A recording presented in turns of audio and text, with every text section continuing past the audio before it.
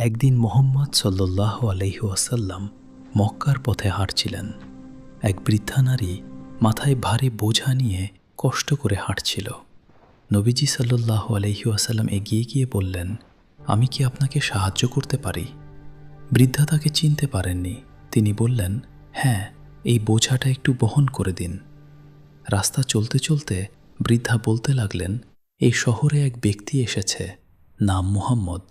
সে নাকি মানুষকে বিভ্রান্ত করছে, তার কাছ থেকে সাবধান থাকবেন।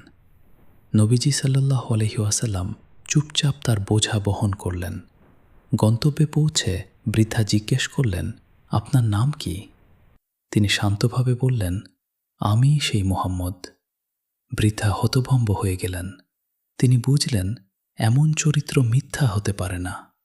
এই ঘটনাই প্রমাণ করে ইসলামের দাওয়াত শুধু কথায় নয়, উত্তম চরিত্রের মাধ্যমে ছড়িয়ে পড়ে।